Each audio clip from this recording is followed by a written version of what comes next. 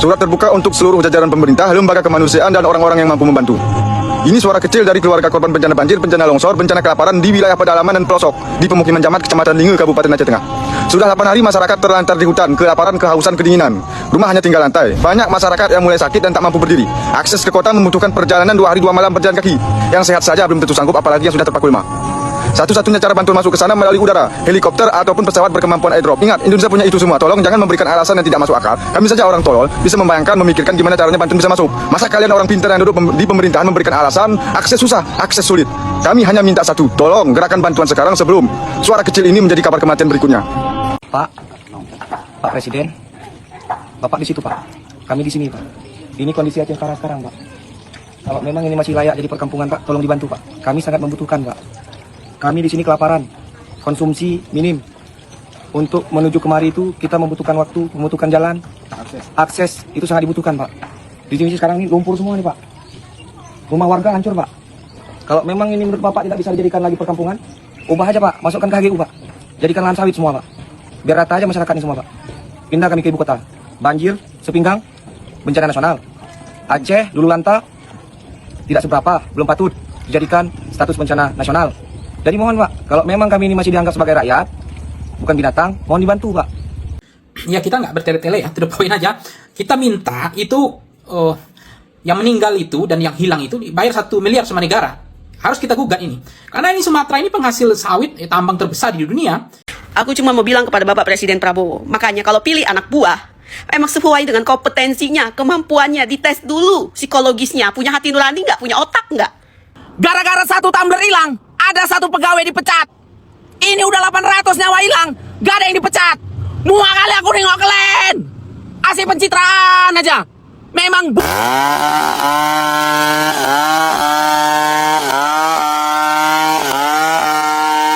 Assalamualaikum warahmatullahi wabarakatuh. Nah, bencana atau musibah banjir bandang yang terjadi di Sumatera ya, banyak membuat masyarakat ataupun netizen di sosial media akhirnya bicara ya, dan mengatakan kenapa Prabowo sampai sekarang belum menetapkan ya status bencana yang terjadi di Sumatera tidak ditetapkan sebagai bencana nasional. Kenapa Prabowo begitu kekeh tidak mau menetapkan status bencana nasional? Bahkan masyarakat maupun netizen ya menilai pidato Prabowo kemarin di acara Golkar benar-benar nir empati terhadap kondisi masyarakat Sumatera, malah berbicara pentingnya yaitu sawit untuk kebutuhan energi. Dengan kondisi bangsa yang lagi mendapat musibah, banyak masyarakat meluapkan emosi kekesalannya terhadap pemerintah Prabowo. Dinilai begitu lamban ya menyalurkan bantuan ke daerah-daerah yang terdampak banjir bandang ini. Begitu banyak masyarakat Aceh yang belum tersentuh bantuan dari pemerintah, sehingga banyak masyarakat maupun netizen speak up di sosial media ya. Coba kita lihat beberapa komentar masyarakat maupun netizen ya. Aku cuma mau bilang kepada Bapak Presiden Prabowo, makanya kalau pilih anak buah, emang sesuai dengan kompetensinya, kemampuannya, dites dulu psikologisnya, punya hati nurani nggak, punya otak nggak. Jangan pilih-pilih karena balas budi, karena titipan begini hasilnya, hutan digundul, terus ketika dicecar, itu bukan kesalahan gua, itu kesalahan menteri sebelumnya. Ngapain kalian saling melemparkan kesalahan? Itu tanggung jawab kalian. Anggaran, bantuan lelet sekali. Aku itu setiap hari hanya bisa menangis, mendoakan, dan hanya bisa memberikan bantuan melalui pada donatur-donatur, nomor-nomor rekeningnya. Mereka itu kelaparan, tadinya ada yang selamat bisa mati karena leletnya kalian. Aku yang kesel, aku yang sakit hati, walaupun aku bukan korban, tapi aku sakit hati melihat pemerintah itu saling lempar kesalahan dan merasa itu baik-baik saja. Penetapan bencana nasional juga itu leletnya minta ampun. Kalian takut anggaran keluar banyak karena ditetapkan bencana nasional. Punya otak dan hati nurani kalian semua itu. Kami yang bantu warga, rakyat bantu rakyat. Pejabatnya, pemerintahnya, pencitraan saling melemparkan kesalahan. Tadinya ada yang selamat bisa jadi mati karena kelaparan. Ada yang 7 hari nggak makan. Ada yang harus mencari anaknya sendiri, dia menggali sendiri. Ada yang jembatan terputus, mereka yang membangun jembatannya sendiri. Warga bantu warga, rakyat bantu rakyat. Nggak punya otak kalian semua, nggak punya hati nurani kalian semua. Udah alam kasih warning, udah alam kasih peringatan. Kalian mementingkan diri kalian sendiri, biar kalian itu mati, dihukum sama semesta. Biar kalian mati sama harta kalian itu dihukum sama semesta. Aku yang bukan mengalami bencana, aku sakit hati melihat itu. Orang yang korban 7 hari belum bisa makan. Mereka hanya mengadu di media sosial, tolong kami kekurangan bahan makanan, tolong anakku belum ditemukan. Yang ada pemerintah kita lagi berusaha apa? Malaysia lebih cepat pertolongan daripada orang Indonesia. Pejabat Indonesia saling melempar kesalahan. Jangan gitu. Giliran yang ada Datang pencitraan, masa kalian pencitraan untuk seakan-akan kalian itu orang yang paling baik, yang paling berjasa, paling punya hati nurani. Kalian tidak punya hati nurani semuanya dengan menyalahgunakan hutan, menyalahgunakan jabatan, menyalahgunakan anggaran. Pakai hati nurani supaya Tuhan tidak menegur kalian. Jabatan itu diamanahkan, jadi amanah menjalankannya. Jangan menyalahgunakan untuk kepentingan kantong kalian semua. Gak punya otak kalian semua. Semoga pihak terkait melihat dan mendengar ini. Permasalahan terbesar dalam bencana di Aceh, Sumatra, Sumbar itu bukan masalah bantuan kurang, tapi bantuan yang tidak sampai. Di Aceh, logistik itu sebenarnya ada, tapi distribusinya berhenti di wilayah permukaan, di bagian depan aja. Daerah yang terisolasi di belakang, aksesnya putus, jembatan hilang, itu dibiarkan berhari-hari, tanpa ada tindakan yang cepat dan responsif. Mereka menunggu, tapi negara seolah-olah belum benar-benar hadir di titik paling kritis. Pemerintah ini memang sudah bergerak, tapi responnya terasa tidak sebanding dengan besar bencana. Koordinasi lambat, dan masyarakat akhirnya mempertanyakan di mana sense of urgency-nya. Jadi pada negara itu punya semua fasilitas untuk menembus wilayah terisolasi, dari TNI, Polri, helikopter, perahu cepat, hingga teknologi pemetaan yang dibutuhkan ya satu, keputusan cepat dan eksekusi yang tegas. Ya oleh karena itu pemerintah harusnya segera membuka jalur udara dan air untuk membentuk komando terpadu dan memastikan komunikasi dua arah dengan warga yang terjebak. Transparansi kondisi lapangan juga penting, jadi masyarakat tahu bahwa negara benar-benar bekerja untuk mereka. Karena dalam bencana sebesar ini rakyat cuma butuh dua hal, kecepatan dan kepastian, dan keduanya hanya hadir ketika pemerintah menggerakkan seluruh kekuatannya tanpa menunda, tanpa ragu, dan tanpa kehilangan empati terhadap mereka sekarang ini sedang berjuang untuk hidup. Ini narasi presiden. Ya, situasi ya membaik ya. Ini narasi menteri. Cukup. Nggak ada cukup Pak, di sini kosong Pak. Dan ini narasi Bang Ferry. Ada situasi yang nggak mencekam, nggak ada situasi yang membaik, itu nggak ada. Masih banyak daerah terisolasi, dan gua tadi ngelihat truk didempet truk. Lalu pertanyaannya, apa yang sedang ditutupi oleh negara? Padahal kejahatan yang mereka lakukan benar-benar nyata. Terbongkar, data lama dan data terbaru terungkap semua. Menunjukkan bahwa selama bertahun-tahun rakyat hanya diberi versi cerita yang aman untuk pemerintah. Sementara fakta lapangan berteriak terus-terusan. Kasus mega, korupsi SDA dan tambang yang dinilai mencapai triliunan tak tersentuh. Kebijakan yang menguntungkan oligarki, bukan masyarakat terdampak. Bencana yang seharusnya statusnya nasional malah ditunda demi stabilitas politik. Kritik masyarakat dibungkam dengan alasan ganggu keterlibatan dan data korban. Kerusakan dan kerugian negara tidak buka secara transparan. Semua pola ini sama. Ketika nyawa rakyat dipertaruhkan, mereka masih sibuk menjaga elektabilitas. Sementara Bang Ferry berbicara apa adanya, tanpa jabatan, tanpa panggung, yang dibela cuma satu, kemanusiaan. Dan justru suara itu seperti itu yang ingin dibungkam, karena kebenaran paling berbahaya adalah kebenaran yang disampaikan oleh orang baik tanpa kepentingan apapun. Kita semua masih sampai. Barusan aku baca berita ini.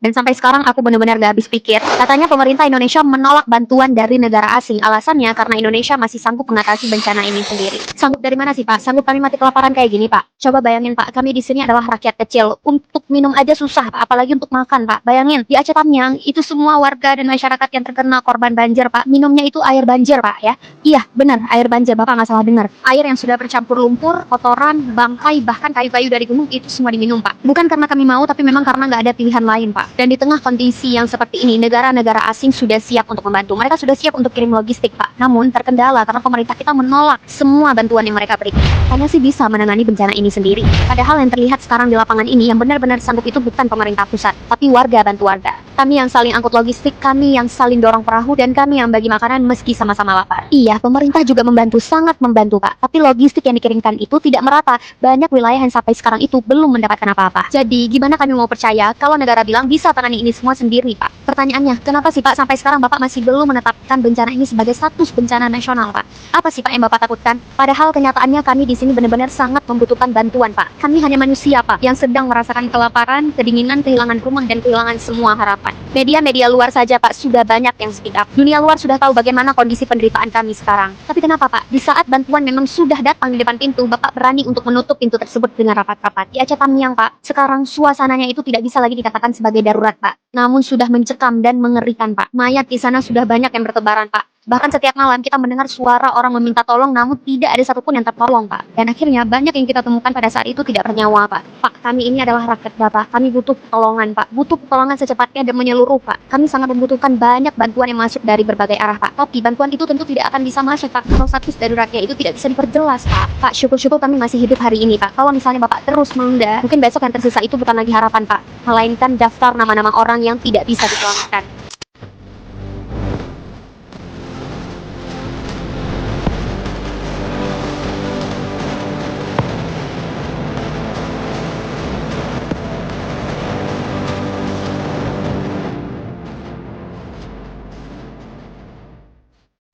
Guys, aku tuh kepikiran makan siang gratis itu kan Per hari ya, kata Badan Gizi Nasional, itu 1,2 triliun.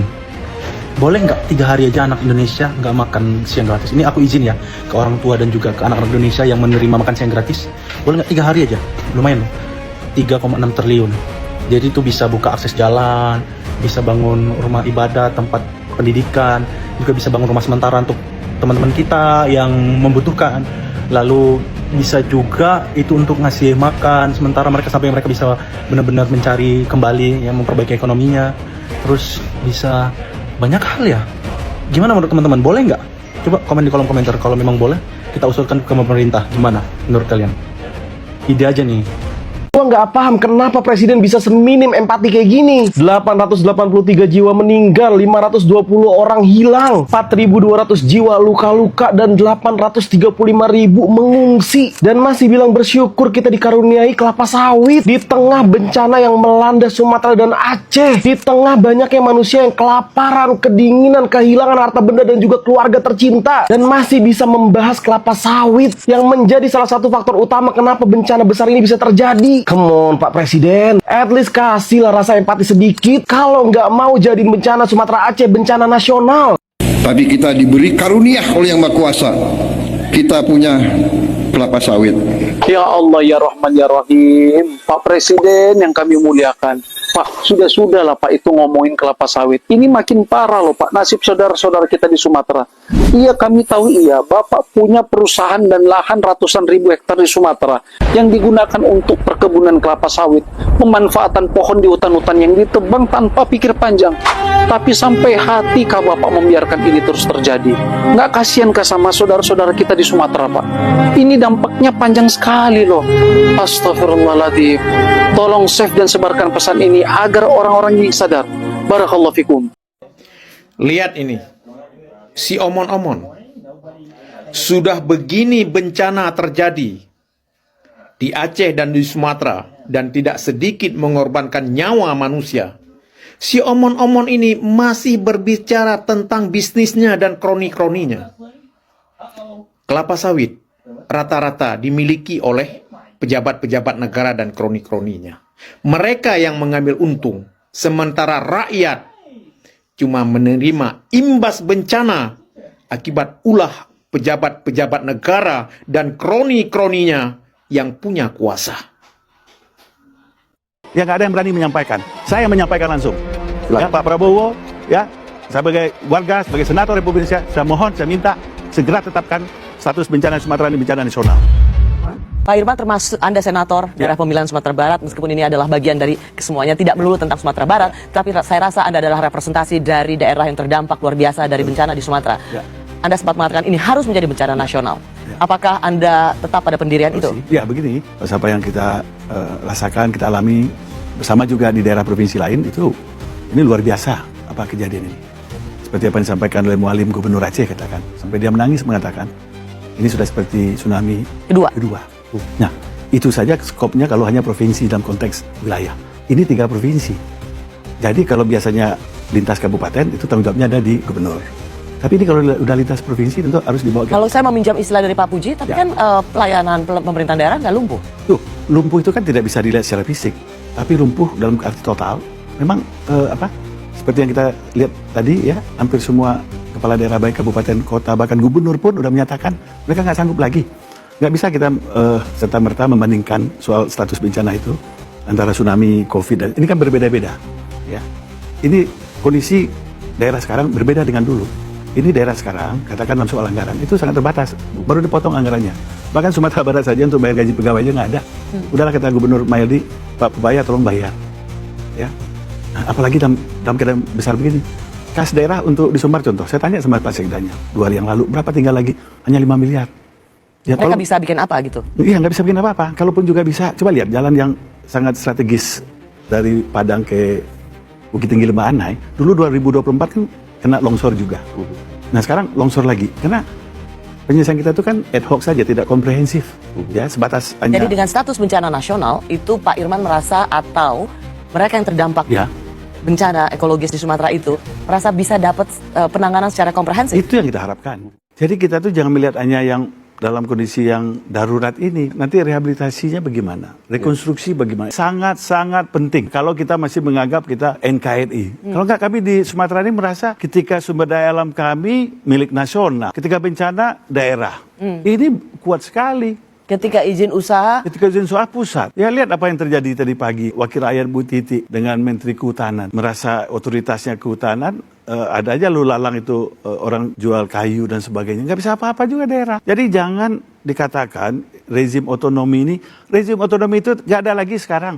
Itu hanya quote and quote merek. Udah resentralisasi, omnibus law, udah semuanya ke pusat. ketika izin ditarik semua ke pusat, tapi ketika bencana silakan kepala daerah urus Urus diri kemalangannya masing-masing. Oke, kalau memang hampir sama dan tak serupa, udahlah. Tetapkan saja bencana nasional. Itu aspirasi masyarakat. Apa sih susahnya gitu loh? Atau barangkali kita ini karena di Sumatera, kita nggak didukung. Ini kita keadaan bukan baik-baik saja, Pak. Ya, saya mohon Pak Presiden Prabowo dengar ini. Kami hanya meminta supaya ini status nasional. Apa karena kita gengsi mengakui ada bencana nasional? Justru ini masalah kemanusiaan. Banyak negara-negara lain yang ingin membantu dalam rangka kemanusiaan, Pak. Kalau soal kemanusiaan, nggak ada lagi batas-batas negara. Konflik kepentingan bisnis dan politik. Kalau ngebiarin tuh ada orang nebang, ayo biarin lah. Ini tuh kayak nebang, bagi ya duitnya ke gue, lu boleh gue dapet izin. Itu konflik kepentingan bisnis. Makanya dalam hari ini saya jujur sulit sekali. Saya yakin teman-teman muda juga sangat sulit percaya kepada negara hari ini. Contoh DPR tadi betul. DPR sekarang mengkritisi berbagai tindak pembalakan hutan. Dikala DPR jugalah yang mengesahkan Undang-Undang Cipta Kerja dan Minerba. Gitu. Begitupun dengan Presiden. Berbagai kabinetnya, orang-orang di kabinetnya, Dewan Ekonomi lah, Menteri lah, termasuk Presiden lah, juga adalah orang-orang yang ikut punya konsesi tambang dan lain sebagainya. Begitupun silakan lihatlah teman-teman di internet banyak, berbagai rilis-rilis banyak, purnawirawan polisi, TNI juga terlibat. Jadi agak sulit untuk percaya dalam hal ini. Dan saya tuh juga cukup bingung ketika dikatakan bahwa iya, status bencana nasional tuh belum sesuai indikatornya. Apa indikatornya, nunggu apa lagi? Udah 850 lebih orang yang meninggal. Udah banyak teman-teman kami, terutama teman-teman yang masih kecil ya, ibu-ibu lansia yang sekarang sudah sangat-sangat kedinginan, kelaparan, bahkan ada yang meninggal terus diikat di tiang listrik biar nggak ke bawah hanyut. Nunggu apa lagi? Menunggu prosedur. Pemilu aja ditabrak, prosedur diganti konstitusi, kenapa bencana harus nunggu prosedur gitu loh. Jadi hari ini bagi saya nggak ada lagi, kalau saya sih pengen koreksi teman-teman muda, udahlah. Sulit percaya sama negara hari ini kalau orang masih itu aja. Udah kita fokus pada warga, jaga warga, kumpulkan donasi sebanyak-banyaknya, jadilah relawan sebanyak-banyaknya. Kalau dibilang bahwa masyarakat ikut membiarkan, berapa banyak aktivis pro lingkungan yang akhirnya dibunuh, yang akhirnya kemudian dipenjara, jadi udah nggak ada standing point, nggak ada ruang aman kita. Jadi saya pengen koreksi teman muda untuk kita bersolidaritas, dan kita pastikan setelah bencana ini kita harus mengadili mereka-mereka yang terlibat di dalam kebakaran hutan ini. Ya kita nggak bertele-tele ya, to the point aja.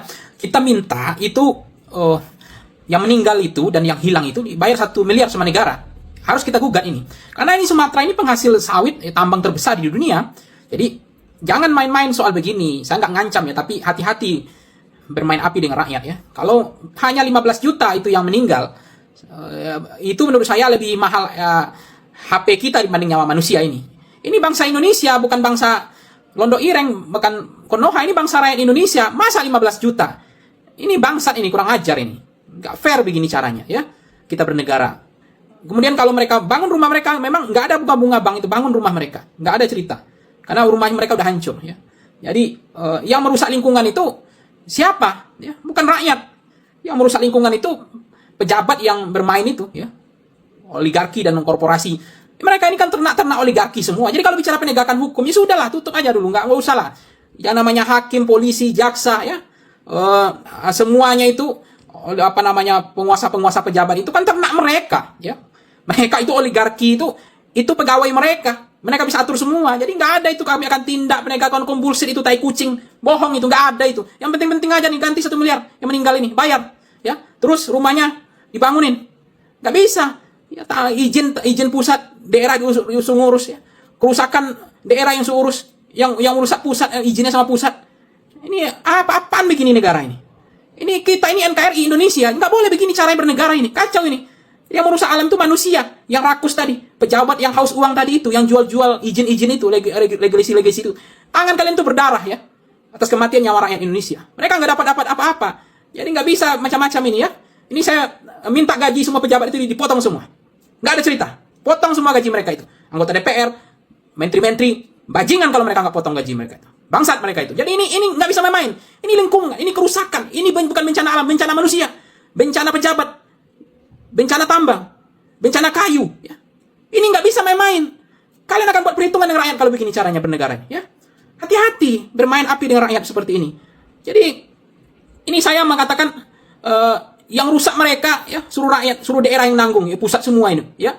Jadi, saya katakan, ini kalau bencana ini sudah pulih, kalau mereka tidak lakukan ini, ya kita harus buat perhitungan sama pejabat, sama penguasa ini. Ya. Ini korporasi ini semua, oligarki ini, ternak mereka, pegawai mereka semua itu. Jaksa, polisi, hakim, semuanya itu. Jadi nggak ada penegakan hukum itu, nggak ada, bullshit itu, bohong, ngomong kosong itu. Yang sekarang aja deh, bayar itu. Bantuan itu ganti rugi semua kerugian rakyat hari ini. Nggak ada cerita panjang-panjang ini ya. Udah capek kita nih. Lelah kita nih. Ini masalah bencana manusia ini. Bencana rakyat kita Sumatera ini ya. Harga diri kita harus ada. Ganti, potong semua gaji, pejabat-pejabat itu gajinya. Bayar 1 miliar. Rumah mereka bangunkan ya. Kalian yang jangan macam-macam ya, pejabat ini. Kita bisa buat perhitungan sama kalian semua. Jadi mau ngapain kita ini? Mau ngapain? Bencana nasional nggak mau ditetapkan. Bantuan dari internasional ditolak. Ya. Ini kejahatan ini. Ya. Sementara bantuannya terdistribusi baru sekarang. Udah mati banyak rakyat, udah teraniaya. Ya.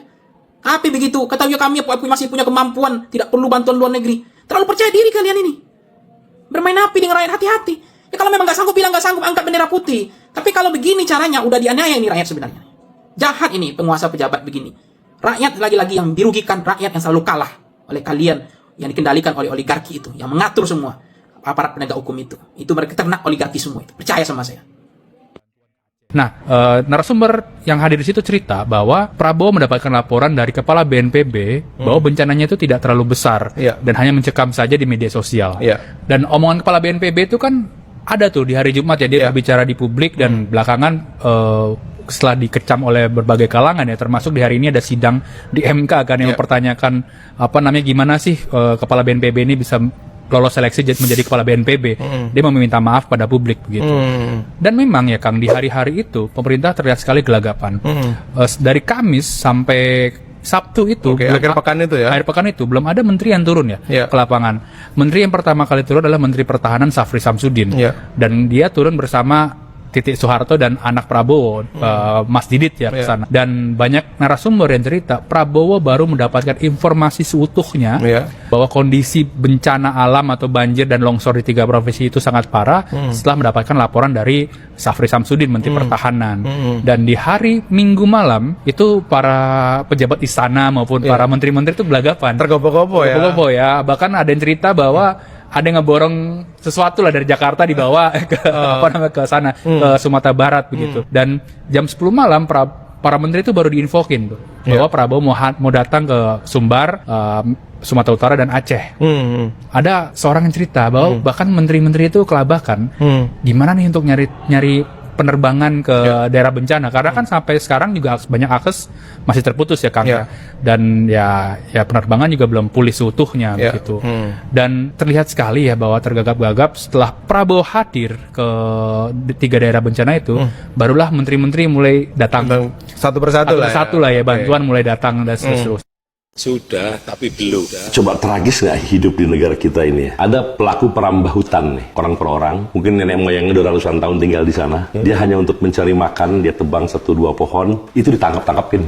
Nah sekarang diakui oleh Luhut Binsar Panjaitan, ada 3,3 juta hektar sawit yang ditanam, yang dijadikan kebun tanpa izin, tanpa legalitas. Kemudian dengan mudahnya Tuan Besar mengatakan, sekarang dengan undang-undang Omnibus Law ini, dibolehkan mereka itu diputihkan. Saya hitung Pak, itu 1 hektar bisa menghasilkan 4 juta rupiah per bulan. Berarti 3,3 juta hektar sekitar 13-14 triliun per bulan. Berarti setahun sekitar 150 triliun Pak. Dia udah berapa puluh tahun? Kalau udah 10 tahun udah 1000 triliunan lebih. Dengan gampang dengan pasal itu bisa diputihkan. Ini kan legalisasi kejahatan Pak. Niat Omnibus Law yang paling utama itu bukan sekedar untuk investasi, Pak. Omnibus Law itu diabdikan untuk salah satunya, dan yang kedua, yang penting lagi, untuk pengusaha lokal yang ingin dilegalisasi kejahatannya. Kayak tadi sawit, dia udah jelas nyolong, dimaafkan, udah ratusan triliun, bahkan ribuan triliun, ya kan?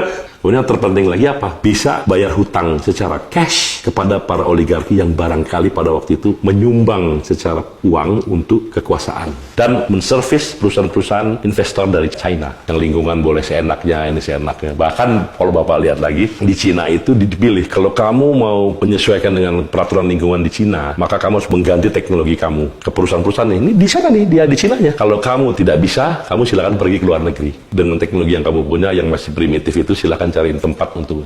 Dan tahu nggak, sistem seperti ini itu diamini oleh Franky Sibarani, ketua BKPM. Dia bikin statement 2016 kalau ada. Salah satunya perusahaan Cina datang ke Indonesia gara-gara itu. Di sana dia nggak boleh karena lingkungan udah luar biasa rusaknya kan. Akhirnya terpaksa kamu harus pergi dari Cina atau kamu perbaiki. Nah, kalau dia nggak mau perbaiki, dia pindahkan ke luar negeri. Kan sebenarnya kan kita tahu shelter apa nikel atau apa itu smelter itu banyak mesin-mesin bekas itu. Mesin-mesin dari Cina yang mungkin udah nggak comply dengan lingkungan dan sebagainya. Jadi memang ini kita pemerintahan ini adalah yang sangat condong kepada Peking, Beijing. Bukan berarti saya pro Washington, tidak. Tapi terlalu itu nggak bagus.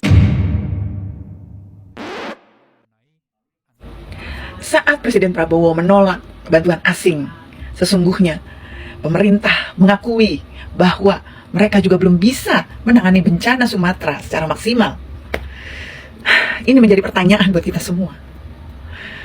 Kenapa tidak maksimal? Ternyata alasannya ini. 50% anggaran penanganan bencana dipotong oleh pemerintah. Dan ini juga menjadi pertanyaan ulang.